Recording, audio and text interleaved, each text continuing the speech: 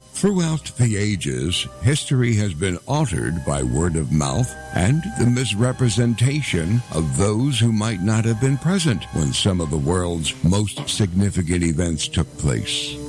Channelers Barry and Connie Strohm bring through the spirits of those who actually witnessed or took part in these historical events and lets them tell their stories in their own words. Welcome to Channeling History. And now, here are your hosts, Barry and Connie Strohm. Good evening, everybody, and welcome to Channeling History. We're the only show where we speak to the souls that made things happen. And I'm Barry Strohm, your host, and I'll be doing the channeling tonight. And I'm Connie Strohm, your co-host, and I would also like to welcome you to our show. Last week, we held a roundtable discussion with the souls of Supreme Court Justices Ruth Bader Ginsburg, Sandra Day O'Connor, and Antonin Scalia. We found their discussion rather interesting, and we never even came close to asking all of the questions. So tonight we're going to continue with part 2 of their discussions. Part 1's available on our YouTube channel. The channel's in the name of Barry Strohm and has over 560 videos. If you'd like to download the videos, just go to Podomatic.com and search Channeling History. Now, recently, I posted a video on YouTube that I consider very important. I posted images of what Jesus really looked like in life. I posted the way the resurrection actually took place, the incredible miracle, the energies involved. And I used the evidence from the Shroud of Turin to provide an image that is very, very similar to other images that I painted of it from people that have seen his image. Jesus does still come to people, and people have been able to see his image. The amazing part of this is that the modern image matches the one off of the shroud. The video's on my YouTube channel. I suggest you go in and see it. It's proof of a miracle, and it's proof that God walked the earth, or that Jesus walked the earth. So, Connie, let's do ourselves a short disclaimer tonight. I know last week was spectacular. We had attorneys call us and tell us how interesting the information was. Now, we don't want anybody taking action from information that we give through our channelings. So the opinions or statements voiced on our show are the channeled words of the spirits and do not necessarily reflect our opinions, those of the ParaX Network, or of our sponsors. And in addition, we also do a prayer of protection because even though the spirits we're speaking to are incredibly good, it is possible that something can slip through that we don't want. So, Connie, let's say the prayer and get on with our show. God, please grant us your wisdom and protection. Grant us the knowledge that we can handle and keep us safe from all things that will harm us. Keep the messages positive and pure love. Keep us safe from our egos. We ask these things in the light of the seen, the unseen, and the honesty of God. Amen. Okay, tonight, as we did last week, we're going to use a roundtable discussion format so that each of our 3 guests will comment on the same question. Once again, we'd like to thank the 3 of you for coming through for us tonight. Each of you had very strong beliefs and pursued them with honor throughout your lives. As you answer these questions tonight, would you mind pointing out if any of your opinions have changed now that you're on the other side? Please feel free to answer in depth. If we run out of time, we'll have another show next week. No problem. Okay, number 1 question. Now that each of you are on the other side, if your opinion has changed concerning an issue, would you tell us the issue and how your opinion has changed? Okay, we're going to start with Justice O'Connor tonight.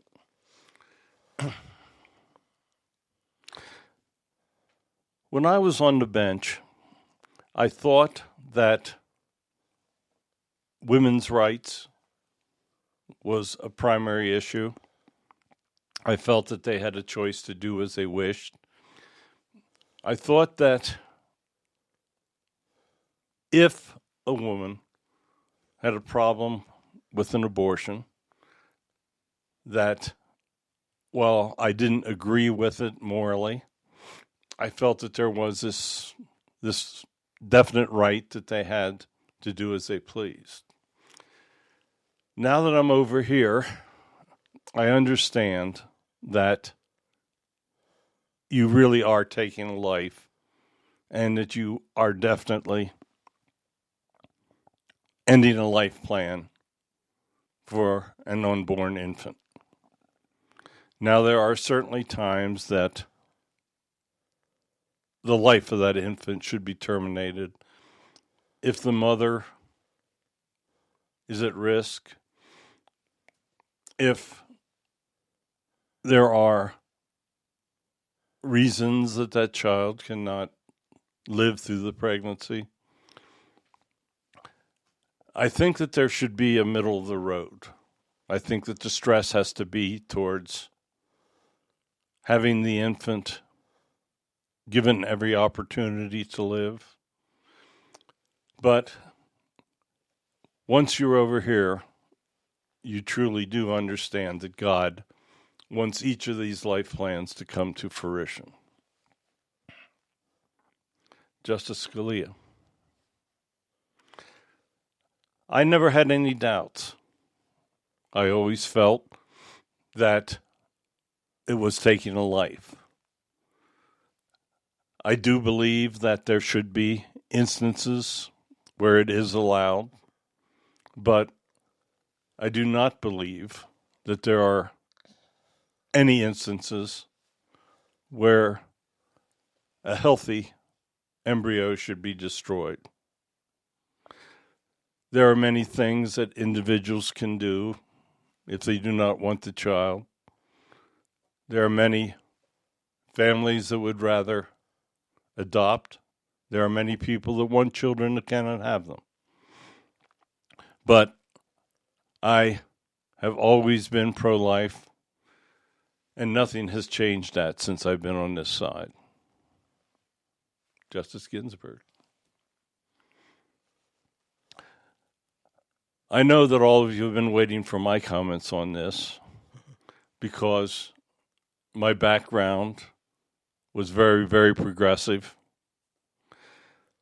I felt that a woman should be able to make her choice, that it was really her right, and that there should be nothing to infringe upon that right.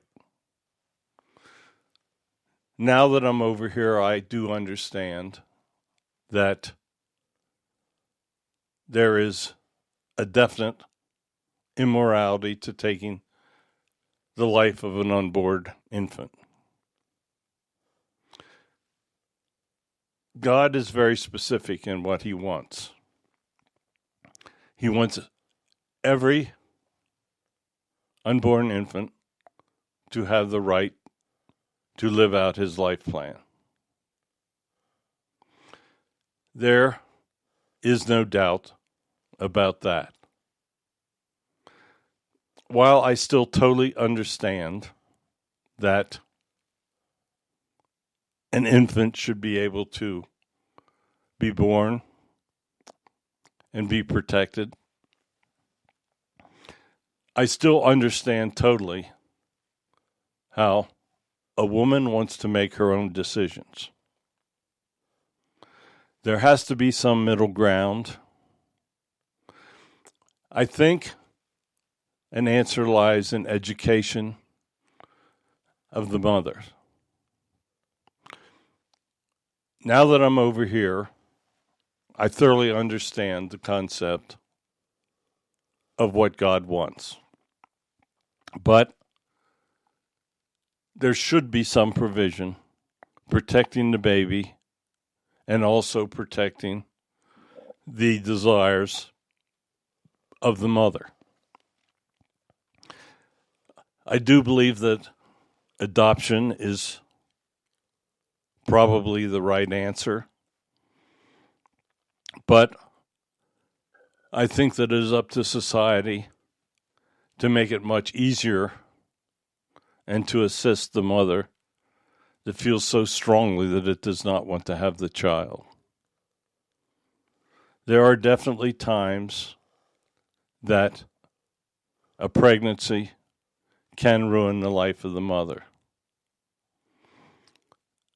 I do believe there has to be flexibilities, but I would say that abortion is the one area of which I have undergone the most considerable thought since arriving here. Thank you all. Do you feel that there should be any limitations to transgender males participating in traditional women's sports? Justice Scalia. Man made God, man made woman. There is no way around that. Now that I'm here, I do understand that there are situations where a human can suffer emotional damage because of the stress of the sex to which they have been born.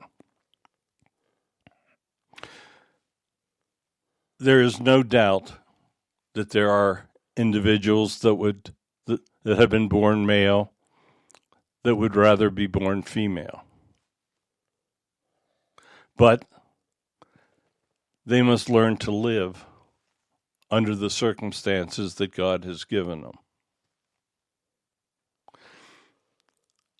My belief still is that there should never be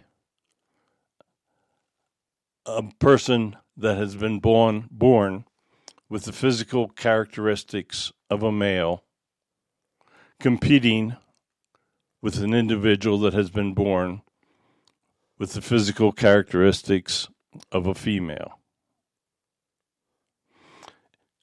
I firmly believe that there should never be a time that a physical male can compete with a physical female.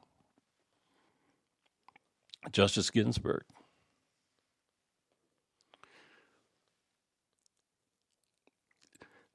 There are many that believe there should be no limitations into how a soul competes between male and female. You hear and understand totally that there is no difference when in heaven between a male and a female. There are no sexes here, so the argument does not apply when you're in heaven. I now feel that it is very unfair for a person with male strength to compete against a person that was born a female. There are some incredible athletes, both male and female. But God has truly wanted a difference, a physical difference, between the males and the females. And I concur that it is highly unfair to put a young woman in a situation where she has to compete with a person with the physical characteristics of a male. Justice O'Connor.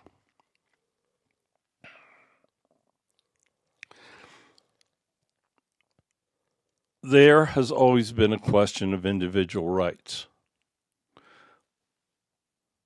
Does a male have the inherent right to compete against a female? That may be a question of legislation, but there is no question that there is a difference in the physical strengths of those that have been born male and those that have been born female. Females are capable of doing many, many things as well or better than their male counterparts. But one thing the female cannot do is physically compete in many areas. There is a difference between physical and mental competition. There truly is no difference in mental capacities and the mental abilities to compete. But because of human evolution and the fact that males were the traditional providers of food and had to do things much more physical than the woman to raise the baby,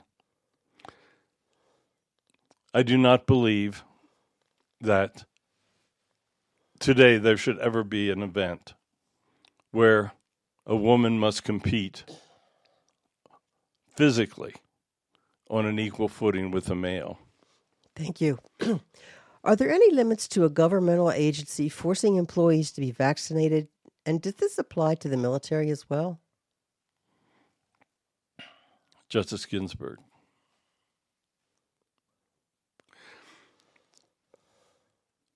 When you speak of the military, you're speaking of a situation where members have to be sent to areas where different types of illnesses are predominant. The military needs to be able to have its individuals vaccinated so that they can safely send them to any area of the world.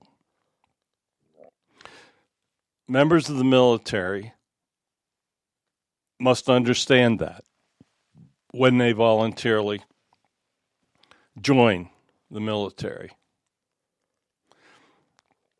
Now, there are certain instances, and I know the question that you're speaking about probably pertains more to the COVID threat that the humans just went through. In my mind, the military definitely has the right to require individuals to be vaccinated from the type of contagious disease as was COVID. If you think back to World War I, we lost as many members of the military to the flu as we did to the fighting. Now, in the case of this COVID vaccine, individuals had many worries and many fears. The government did not handle the vaccination properly. But I do believe that the government had every right in the military to require the vaccination.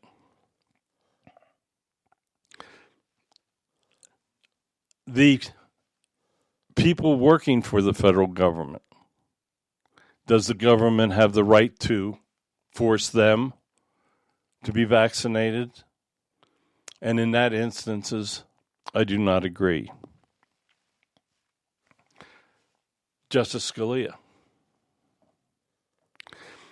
There are times that individuals must pursue their individual rights. The military, I think, is a different situation. And I do believe that the military has the right to force safe vaccinations upon its members. The example of World War I was excellent. I do not believe that when the government employs a person, that they should have the right to enforce vaccinations.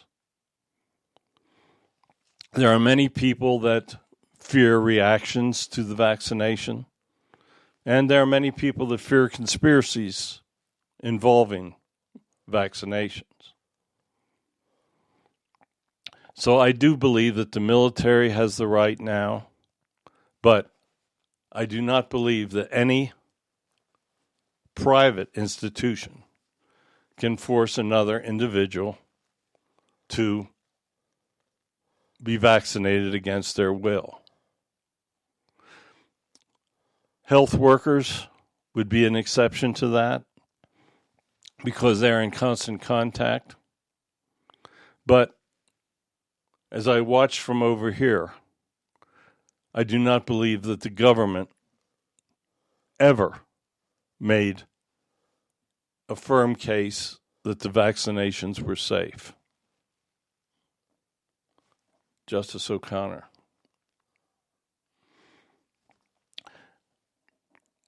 I do not believe that the Constitution gives the government the right to force its employees to have any type of medication. What an individual does to its own body is the right of that individual. Now, institutions do have the right, in my mind, to terminate anyone that puts any other individual at risk.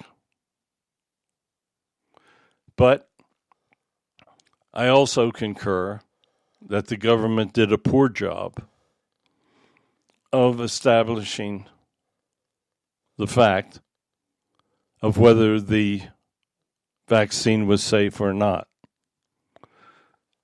Many people cannot take vaccines because they may have allergies or physical problems. A person with an immune problem cannot take a vaccine that gives an individual an infection. So there have to be exceptions. If an individual has a problem with a vaccine and their doctor concurs, there should never be an instance where that individual is terminated from their employment. Now that individual must be protected from those that are sick. And that opens another whole area of discussion, which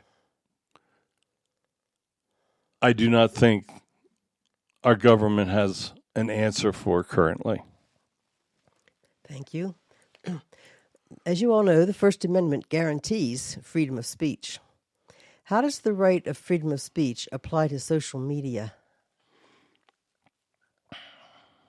Justice Ginsburg. This is a very, very difficult question as it applies to social media. If an organization or corporation owns that social media, then they have a right to conduct business as they deem necessary or as they want to conduct it. Now the question comes into how that social media is using the public provided methods of communication. The internet is public. And if that organization uses that public information, they definitely have some obligation to speak the truth and not use the public source to carry propaganda. Legislation has not moved rapidly enough to determine how all this works currently. I think that the legislature has got to address this issue. And it will be interesting to see how legislation answers this problem.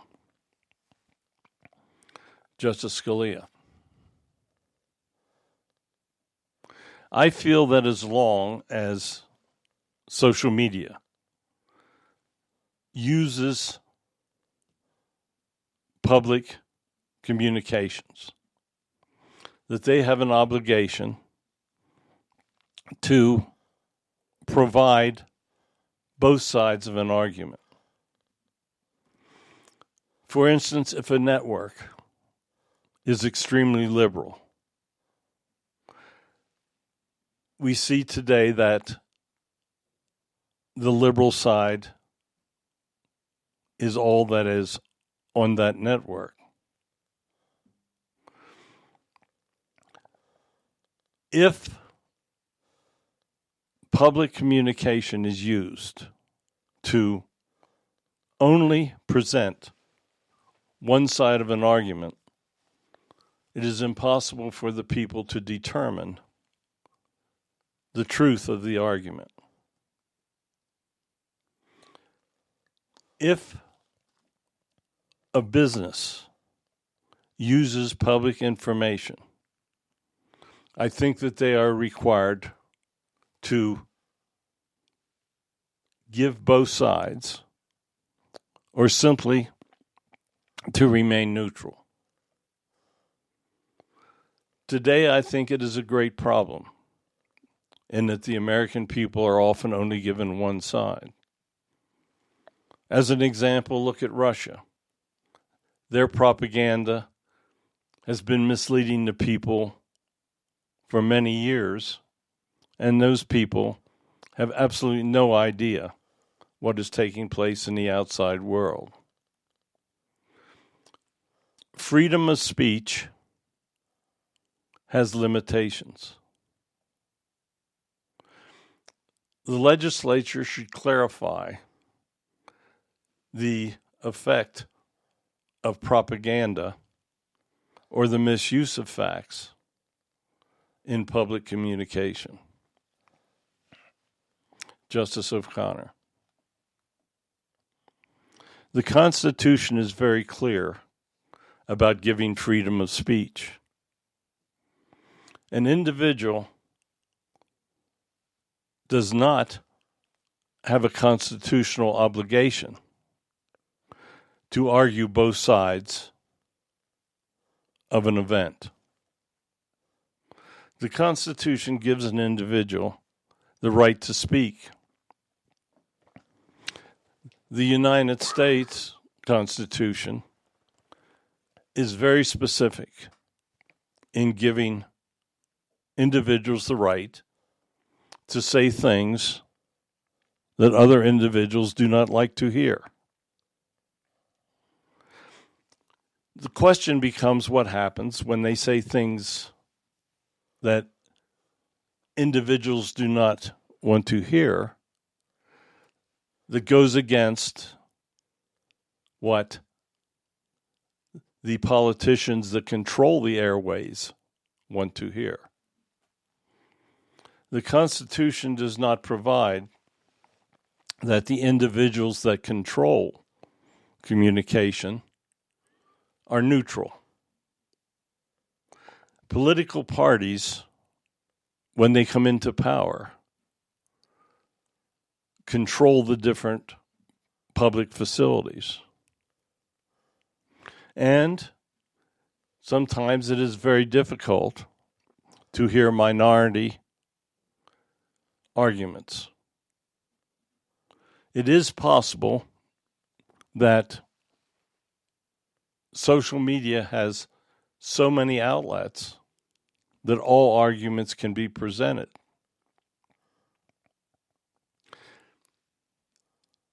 The communications technologies have grown so rapidly that they have outgrown legislation that adequately defines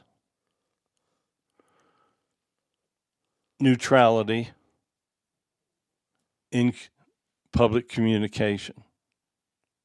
There is no doubt that monopolies of communication controlled by the government should be neutral and should present all sides. There is no legislation or bureaucratic groupings that guarantee this. Justice Ginsburg.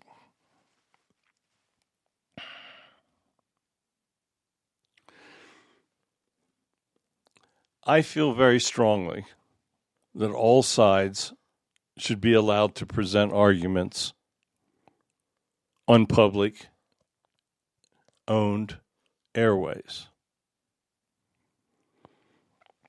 If an individual becomes so strong that they can control communications through a certain media, then it is the obligation of the government to step in and assure a neutrality in the information that is brought forth.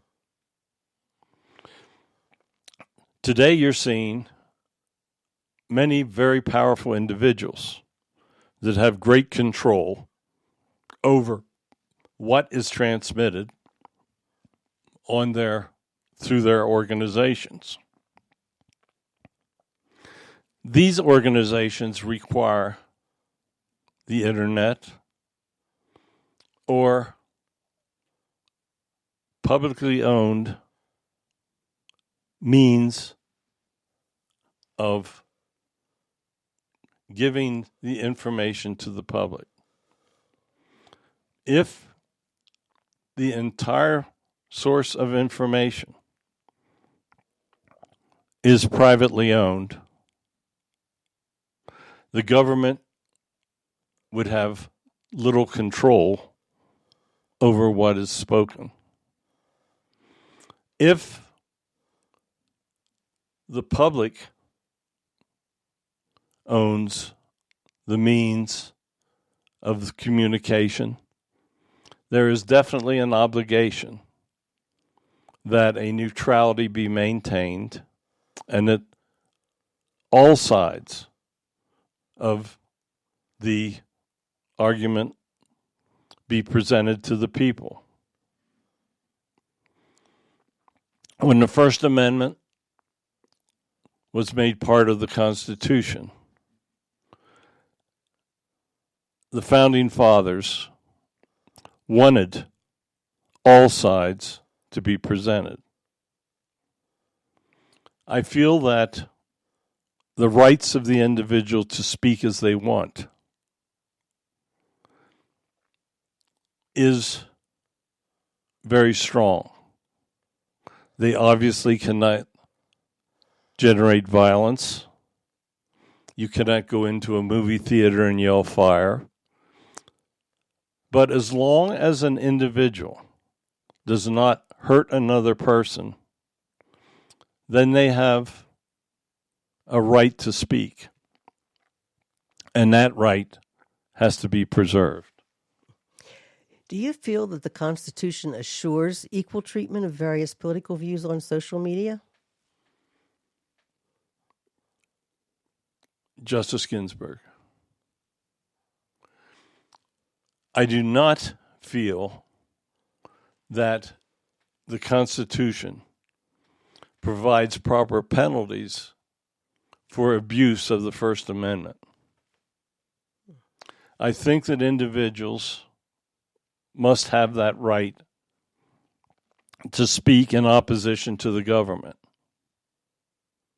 Today you are seeing the government taking political sides, and people with opposing views are often prevented from stating those views. When the government owns the means of communication, it is very easy to do things that prevent an individual from speaking against government. Justice Scalia.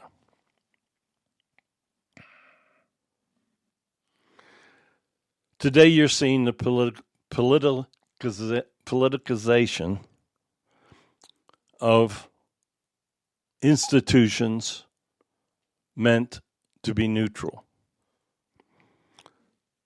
If you listen to the news, you will have no problem hearing situations where the Justice Department takes actions against individuals in opposition to the government. Lobbyists have great control over how the Constitution is utilized today. In my opinion, the rights of the First Amendment are exactly as written. The Constitution is the document that provides the guidance for how the Constitution is enforced. Today, there are incredibly powerful individuals in government that can determine who gets appointed to boards, that gets the right to determine who becomes judges, who does many things, and many of those people are only interested in personal strength and wealth as well. The First Amendment should be interpreted exactly as stated until the federal legislature changes or amends the law. Justice Ginsburg, Justice O'Connor.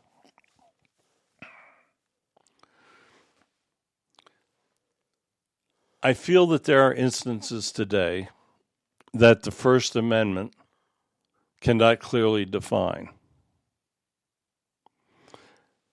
There are people that control how the communication networks are used. Today, as I watch from over here, I see that there are many instances where agencies that should be neutral, that should be enforcing our laws, are being influenced by politicians. I feel that there should be changes, modifications to the freedom of speech to clearly prevent people using that right to hurt others. Any changes have to be very carefully made, and they have to be determined to be the will of the people, and they have to be determined to help and not provide weapons to politicians. It is a very difficult time in our country and a time of very, very great change. None of us can foresee the future when you are a human living. We have the gift of being able to sometimes look to the future and see what is going to take place. And I can tell you that there will be incredible technological changes in the future. Congress has got to be very alert to these changes, because just as these changes will come, there will be individuals that want to take advantage of them. Very, very good answers there. Do you see any difference between equal treatment on social media or public networks? Justice Ginsburg. Yes. Social media is in the hands of millions of individuals. And each one of those individuals under the First Amendment has the right of free speech. That means that these people can say what they want. And sadly, much of what is said on social media has little basis in fact. Many people use social media to spread lies, to spread their argument, and even people use social media to gang up on others. Public networks need to remain neutral. We have seen that institutions that the government funds on public networks also have become very opinionated.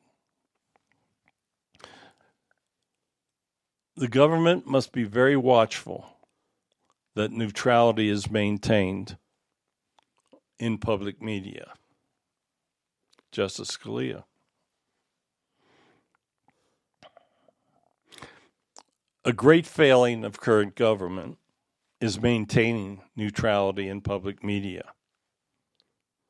Not only is there a lack of neutrality, but politicians in control have actually used public media to their advantage.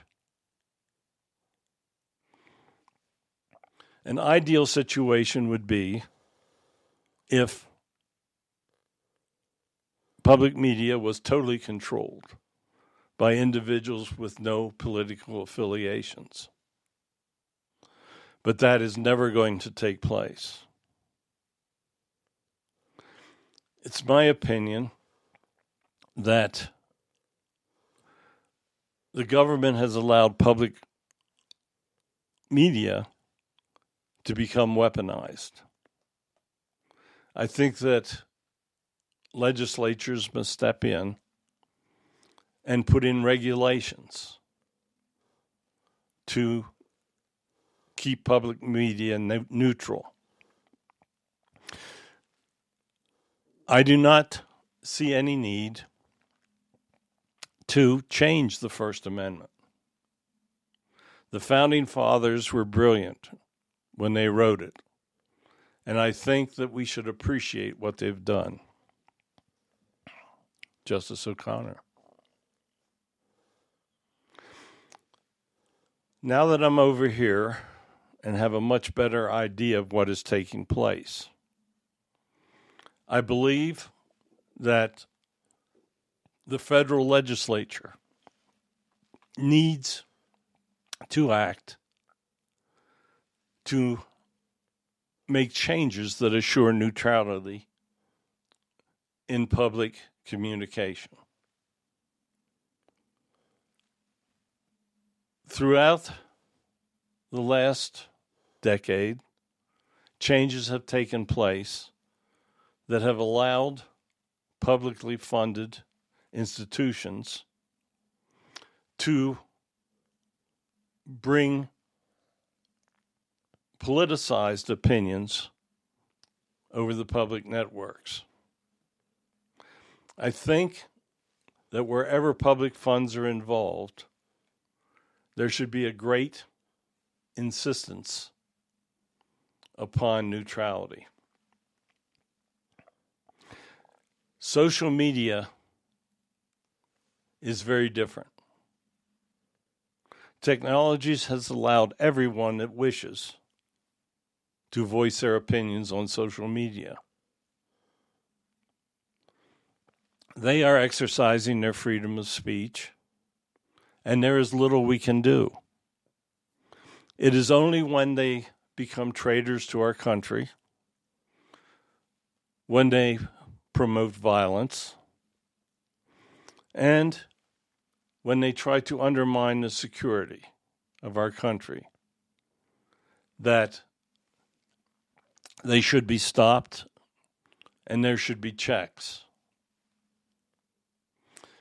Social media has created incredible problems. The First Amendment guarantees that individuals have an opinion, and they should, and be able to voice it. What the First Amendment does not do is assure that individuals can understand what they're being told. Groups of individuals can get together on social media and manipulate the minds of many. There are times that the government must step in and not allow social media to be allowed to undermine our country. The 1973 decision of Roe v. Wade read reproductive rights into the Ninth Amendment and the Due Process Clause of the 14th Amendment. What was each of your opinions on this interpretation for reproductive rights? Justice Ginsburg.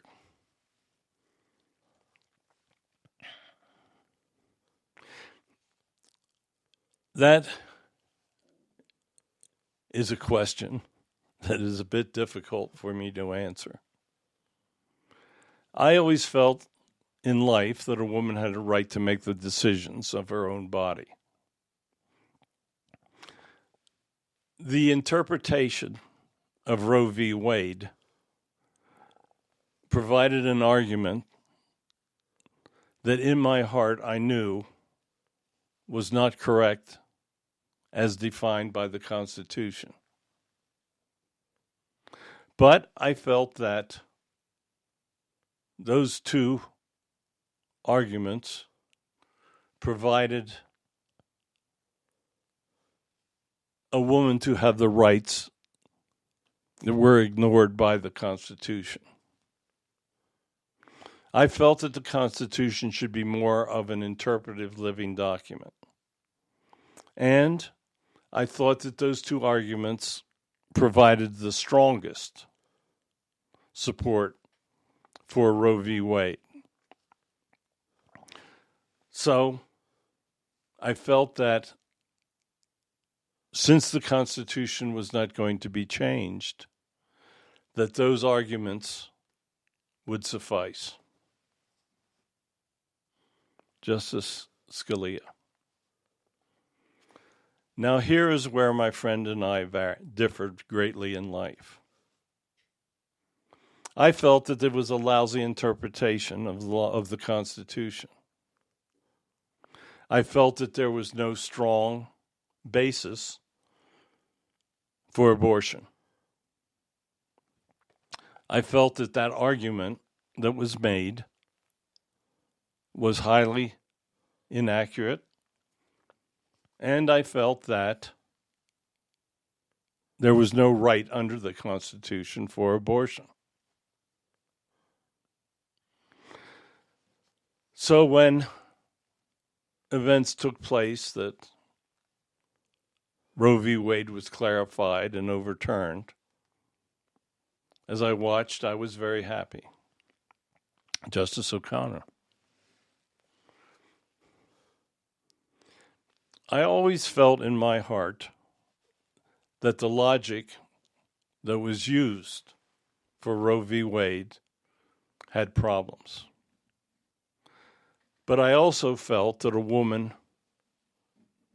the rights of the woman were never clearly defined under the Constitution. You see, when the Constitution was written, a woman had almost no rights. And through the years, rights had to be added for women. The Constitution is very difficult to change. In order to amend or change, much has to take place. Women never got the right to vote for over 100 years under the Constitution. So it was not difficult in my mind to understand that the rights of women as defined under the Constitution, lag behind the rights of men. I felt that there were problems with the interpretation, but I felt that the interpretation under the Constitution had not adjusted according to the changing times. Okay, medication abortions now account for over half of all abortions. Should the abortion pill remain a government-approved drug?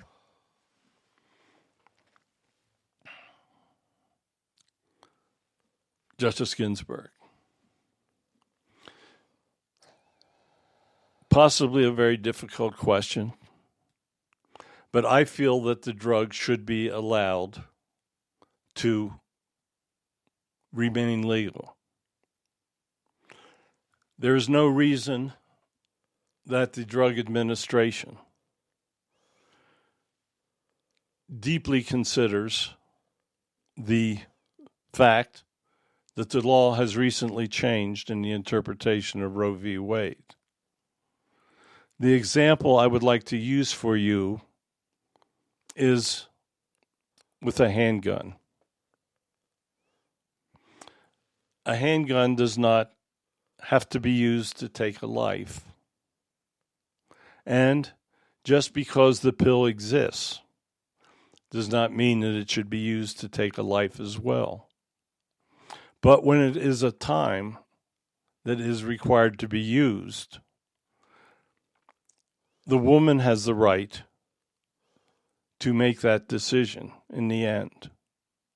She will have to bear the consequences for her acts, just the same as an individual with a handgun must bear the responsibility for how that gun is used. Justice Scalia. This is a difficult interpretation. The overturning of Roe v. Wade simply sends the law back to the states for determination.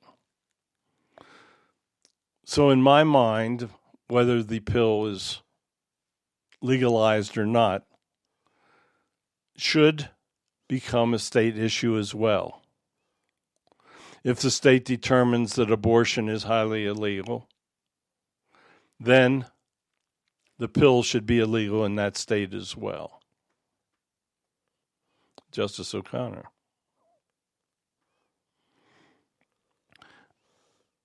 I think that now that I'm on the other side, I would be more inclined to agree with what Justice Scalia just said.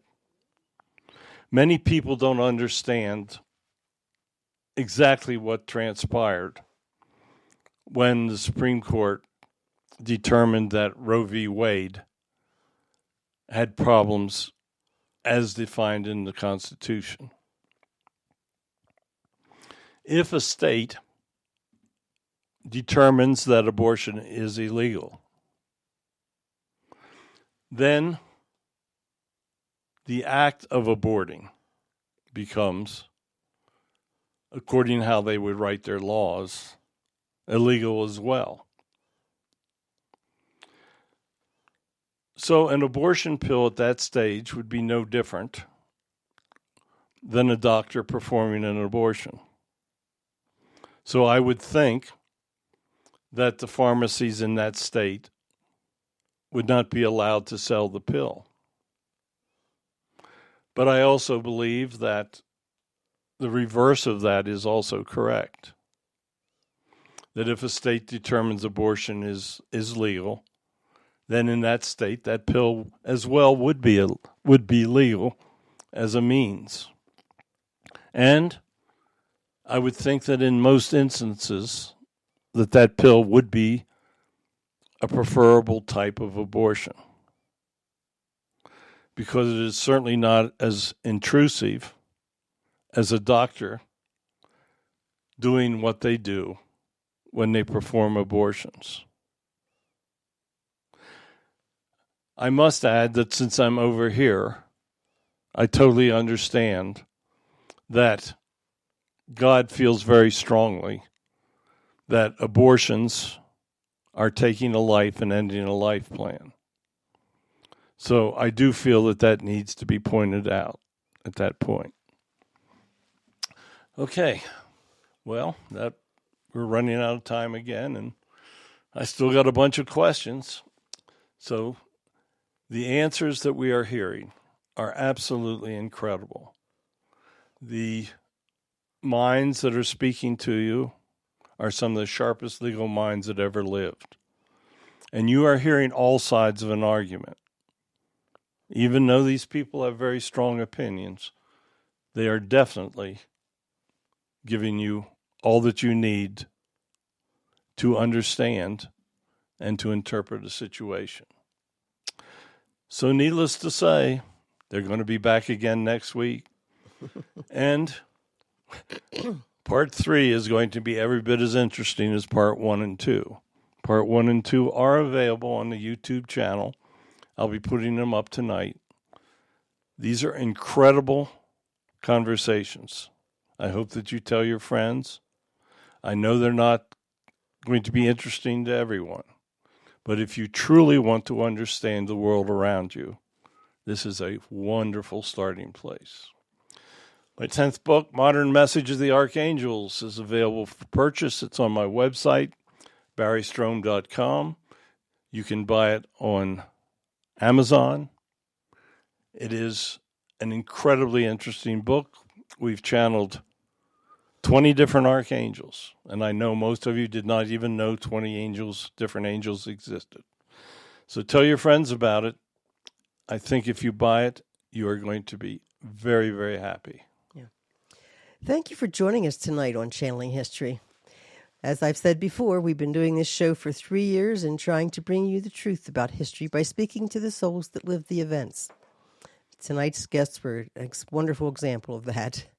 It's only by understanding the events of the past that you can prepare properly for the future. So God bless you all. Have a good week. Okay, all of our shows are available on our YouTube channel. They're my name, Barry Strohm. You want to download them, go to Podomatic.com and search Channeling History. We hope that you enjoyed our show tonight. I know I want to go back and listen to it because when I'm channeling, I don't remember a whole lot of what I say. So enjoy the shows. We try to do our best to bring you the information. Thank you for listening.